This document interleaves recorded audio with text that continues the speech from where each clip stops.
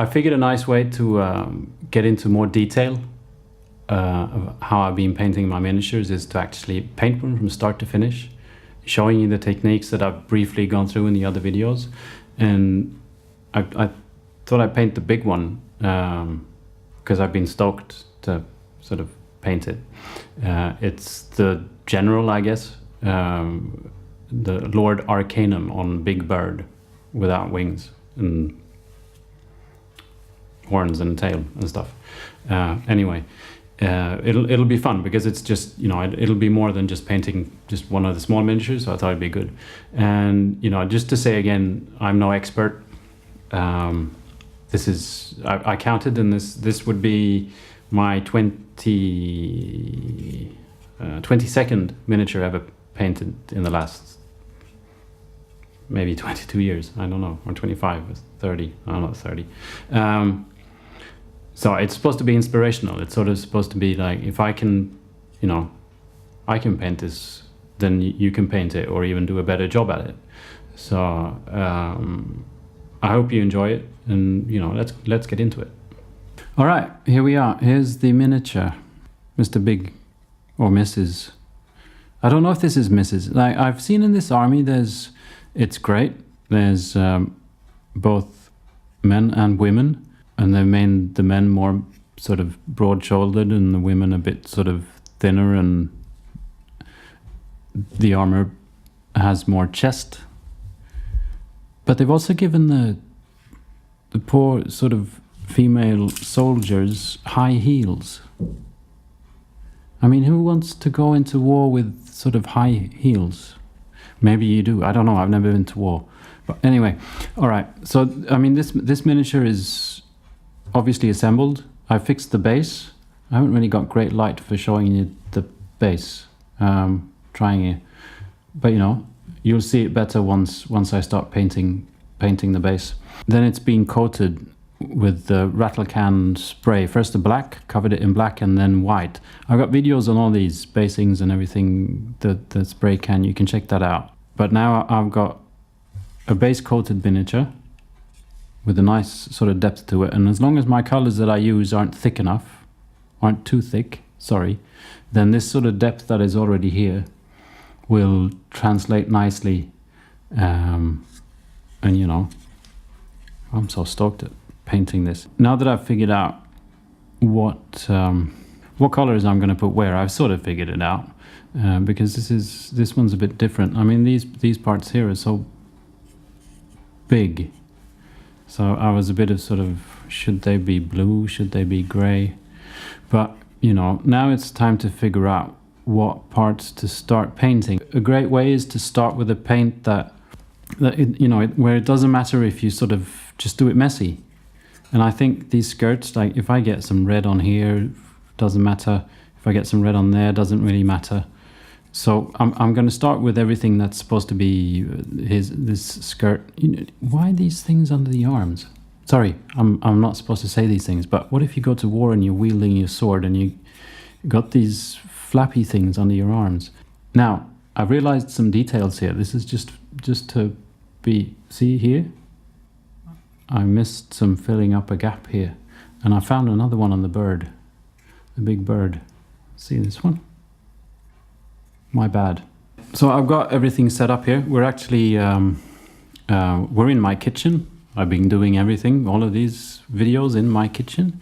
We got my wet palette.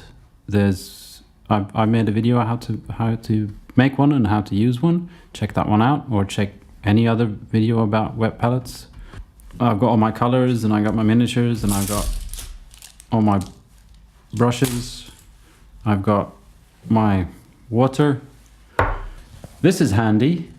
Like, if you're not like me, painting it, you know, in your own color scheme, get one of these, or check out online, or, you know, the app, and have it next to you, because then you can see, you know, the details that you miss when you're painting. You're going like, is that part of the bird, or is that part of the armor, or is that, you know, it's really nice to have this next to you.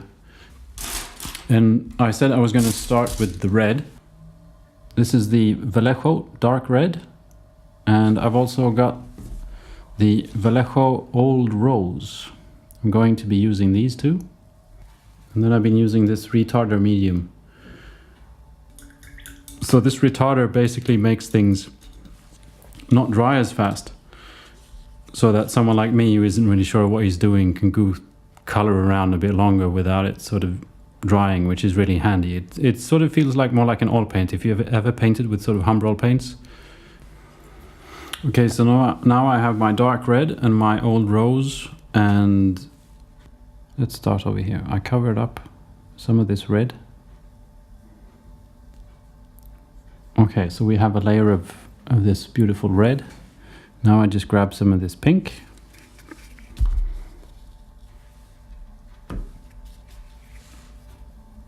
And try and get that just only on the highlights. And I grab fresh pink every now and again, and I just keep on going. That's just a thing to start with. It's plenty more to cloak to go, but you can see that sort of the darker bits, the darker red, and the lighter bits are mainly the pink. And then I just keep on going with this. And then this stuff is pretty easy. You just smudge it around really, and until you get a shade that you like. And just the extra depth that is added, that whatever is darker, or whatever is underneath is darker. I think the overall impression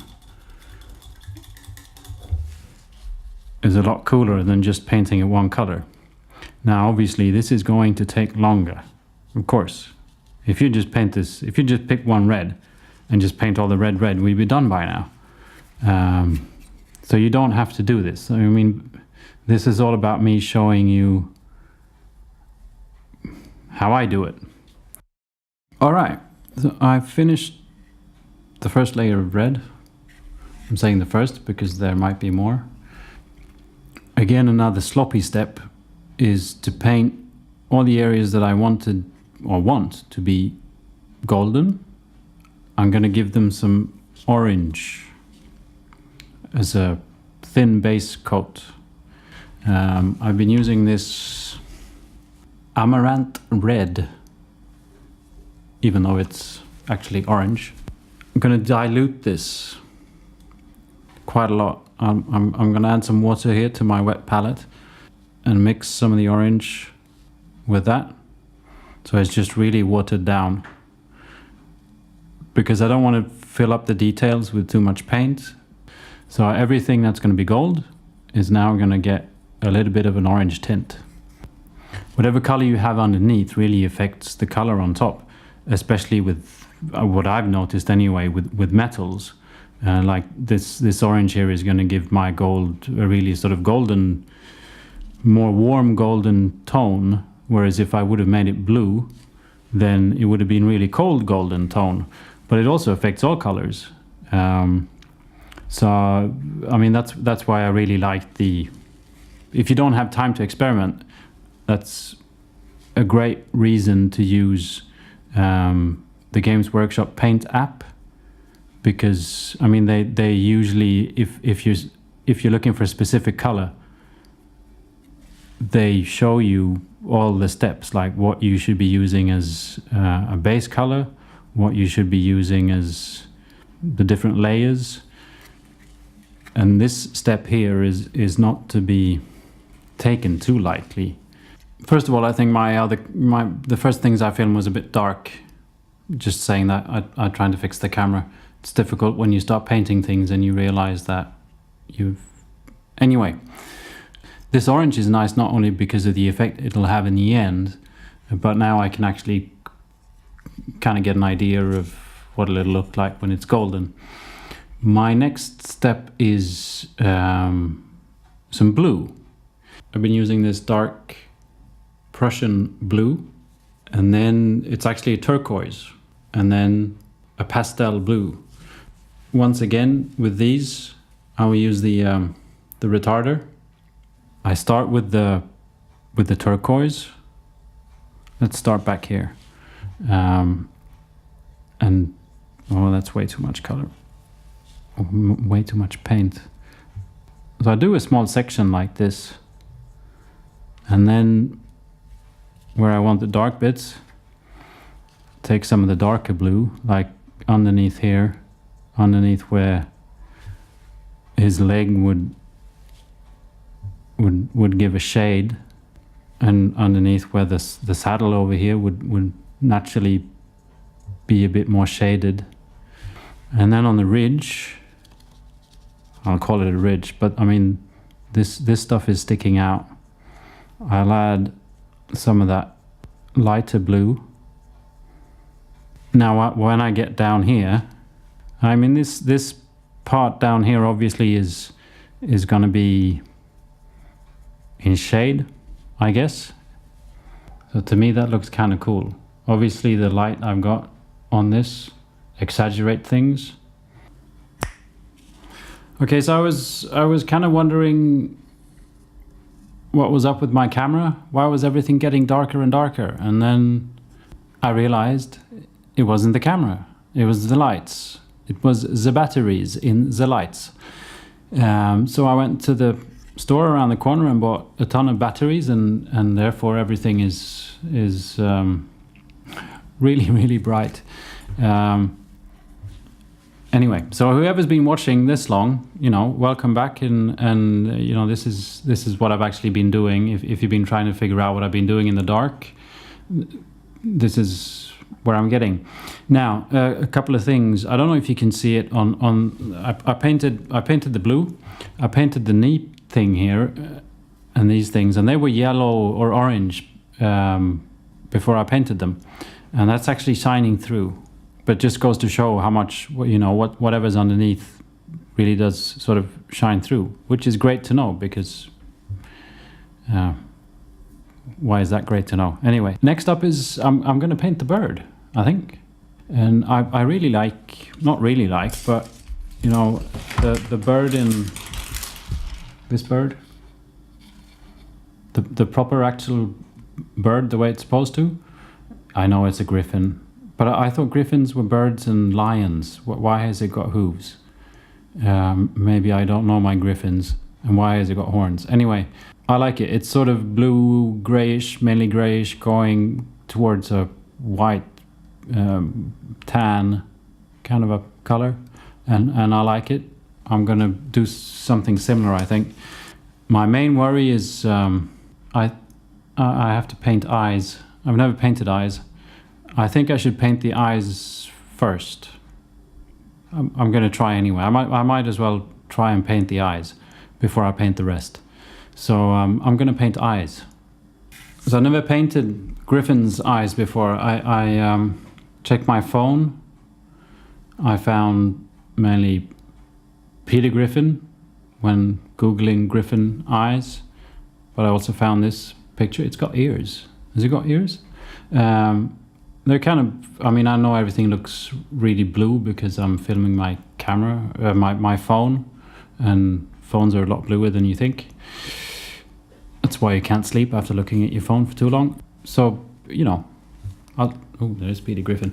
I'll try and paint the eyes blue with sort of black irises. I mean, they're not big, they're tiny. I got this light turquoise and might dabble in a bit of green, because I kind of think maybe they should be blue or green. So what happens if I do both? I don't know. Black for the iris. I mean, I've got tons of different brushes. I've been buying cheap brushes and expensive brushes and small brushes and big brushes. I realized I like larger brushes with a nice tip, and you know, tips get ruined really easily. So therefore, if you buy a cheaper brush, you can just change it out more often. But I use a smaller one for this. Get some of this light turquoise, mix in a bit of water, just paint the entire eye. Dabble around with some, whoa, that was way too much green. Okay, dabble around with a little bit of green. Too much, too little. I guess you have to figure out where he's looking or something. Do birds have, I don't care. I'll just bloody well draw it. I'm just going to draw a line.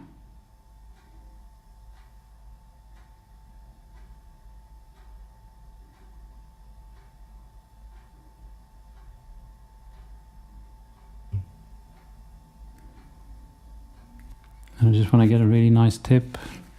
And I want to hold somewhere where I don't smudge out all the work I've already done. Okay.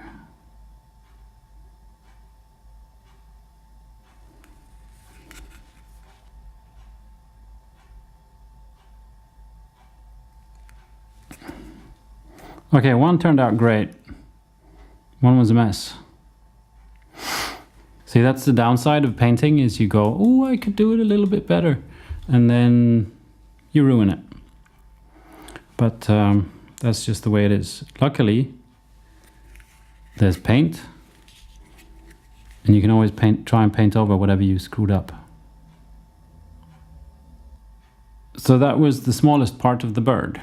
Now let's try and paint the rest. I figured I'm going to use something called tan earth for the brighter parts. I've got a London grey for the darker parts. It's sort of bluish. To the wet palette, I might be using some of the dark Prussian blue that's already in there from painting the blue. I want some black and probably some white. I'll just cover it first with the grey so that I've got a layer of paint covering everything. And this has got both the retarder and water in it. And now I'll add some blue and blend it in. I'll add some black. Black is potent. Whenever adding black, one should be careful. Then I'll clean up my brush a bit.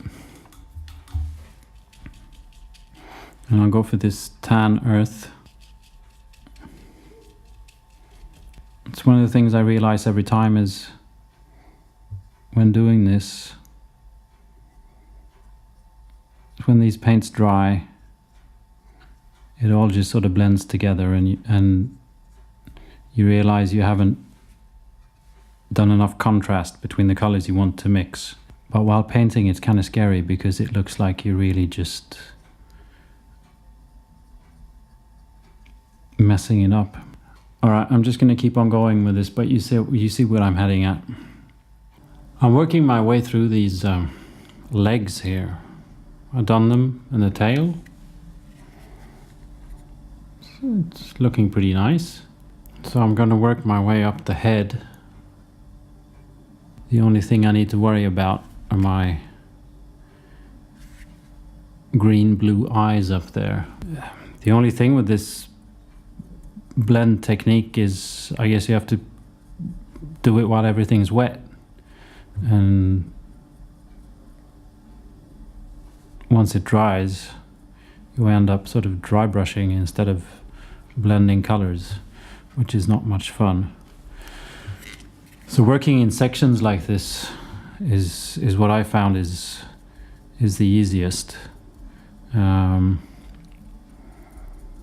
then try and sort of get things to match together. Kind of ended up going full on white here because it looked kind of nice. But there's the neck, sort of looking kind of cool. I'm going to finish the head off. So I finished off the most of the bird. Got a bit of a bone sort of hat. Okay, so I screwed up a bit with the sound. Basically, I was talking about painting toes and the beak, which I used a brown Tierra matte earth, flat earth. Sorry, I'm mixing languages here, and a stone gray. Also used some white, and same with the beak. I was talking about the amount of colors you need. I mean, you don't really different colors. I mean, you're kind of wondering, because I'm bringing out all these different paint, and you're wondering how many paints has he got. You might be wondering how many paints I've got. Maybe you don't care. I haven't got all that many. It's, you know, I got a couple of blues, a couple of greens, a couple of reds, 4 browns, a couple of metallics. I think it's, you know, buying paints is sort of a trap. You can buy, there's so many paints, you can buy endless amounts of paints, but you can also start mixing them, especially if you have a wet palette. So I'm almost thinking that I've got too many paints because I could be mixing. The nice thing is if you find a shade that you'll be using throughout an army, to have that in a bottle instead of trying to mix exact the same shade every time. And obviously if you paint a lot of different types of miniatures, then maybe you need a lot of different paints. But if you're doing like me, one army and then another army, they all sort of look similar, and I've chosen to use the same type of paints on both of them, then, you know, start off with like base colors and expand when you need to. I don't think it's a good idea to buy one of those big, you know, packs of tons of different types of paint, because you probably won't be using them and you don't need that many. So we're almost done with the bird. I think my next steps are going to be to paint some boring things, like the leather saddle in here, these leather straps. Some will be brown, some will be black.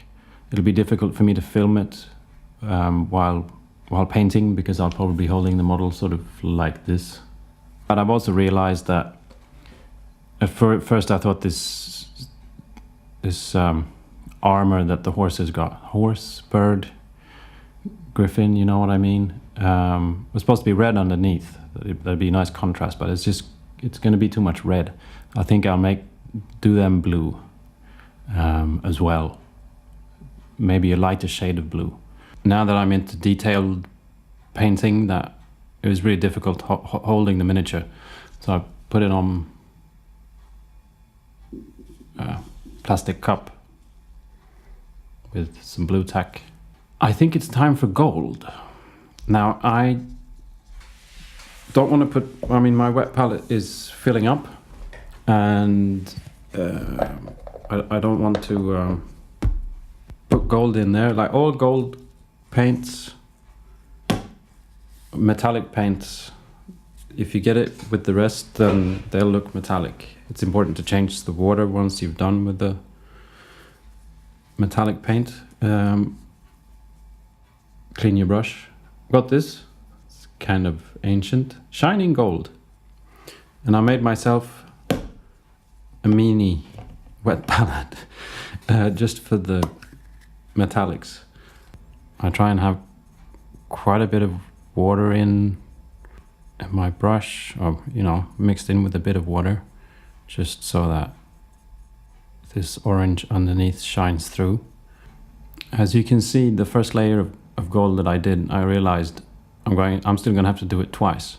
So I just grabbed a big brush and did a really sloppy job of it.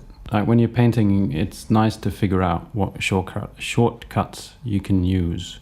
I don't really use all that many, but things like this are one of them. If I know I need to paint it twice to get it sort of nicely covered, then I can just try and, you know, do that as quickly as possible, but instead of doing it twice with real detail.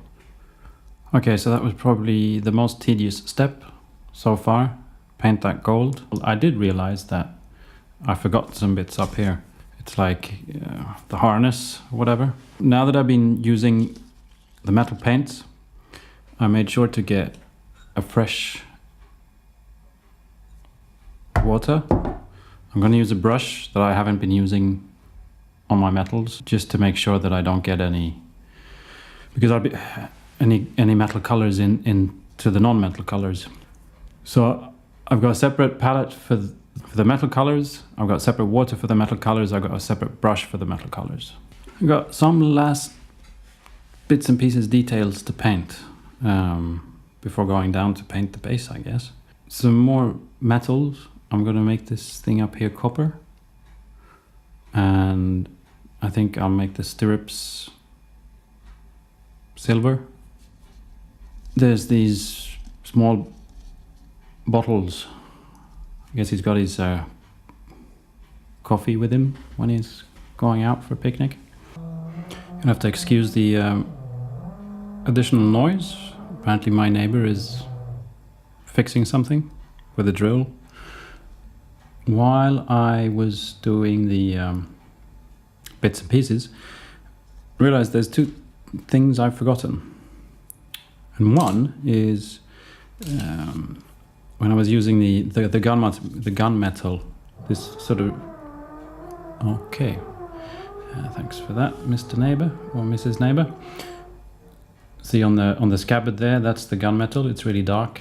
I've been using that watered down on my gold, sort of pre-shading it a bit, even though it's going to get a wash later on in the crevices. It sort of gives it a bit of a, I don't know, it looks a bit like oil. I guess if you've got armor and you don't want it to rust, even though it's golden and probably super enchanted and whatever, you want oilier armor. It's a way of shading things as well, like adding more underneath there will just make it a bit more dark. If you're wondering how long does this take, too long. I underestimated sort of the size of this to start off with. In the end it'll be more than a day. It's difficult to be precise because filming it at the same time and setting up and doing all those things takes time. Okay, I forgot to press record. These things happen. I'm done with the grunging down of the gold. Now I'm working on this banner here using a stone grey and some brown and some whites and just sort of blending them together a bit. So for the base I will mainly be using the tan earth and then blending whatever I've got in my palette really, but I'll blend in different streaks of colors. Shitty. Now the base is obviously done, as I've been doing all my bases for this project. You can check that out. So I'll just start somewhere. I'll start over here just to show you. So I just add a bunch of this, the tan earth, just to make sure I get it in all the cracks and everything. And then I might grab a dollop of green, just so that we get different tones down here. Add some brown.